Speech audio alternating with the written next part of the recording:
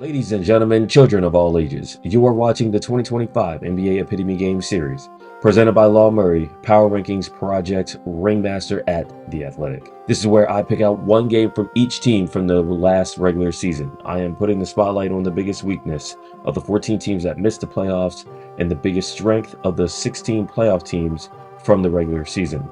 This installment features the Washington Wizards. If it weren't for a Bub Carrington game winner in the season finale, then the Wizards would have finished with the NBA's worst record. But in all of this franchise's long history of woefulness, they did manage to do something new, and that was have back-to-back seasons with more than 60 losses each for the first time ever. This was the NBA's worst offense, and relative to the rest of the league, Washington had their worst offense in franchise history. The epitome game for Washington came at the end of January against the Lakers, the second night of a back-to-back. Anthony Davis was out, but so was Wizards rookie Alex Sarr, and so was Washington's ability to put the ball in the basket. The result was one of the ugliest showings of scoring all season in Washington. Jonas Valanciunas started at center, and on this possession, at the elbow, plenty of shot clock, a mismatch of sorts with Rui Hachimura. Valanciunas can't do anything with it. Misses from the elbow, and the Wizards were outscored 20-4 in the paint in the first quarter. The Washington Wizards were a top 5 team in pace this past season.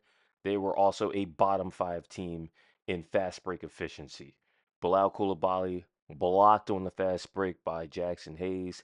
It led to an easy basket for the Lakers, and Washington was down 33 at halftime. Kyle Kuzma wound up missing 9 out of 10 shots in the second and third quarter of this game. And obviously, he didn't wind up even playing in the fourth quarter.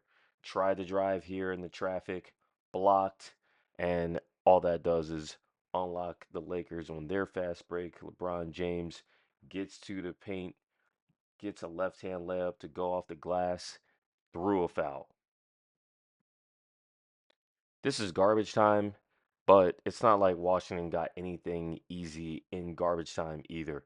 This is Bub Carrington, late clock, guarded by Bronny James. Probably should have been a foul, but it was just a rough night for everybody, including Carrington, who missed 7 out of 8 shots in this game.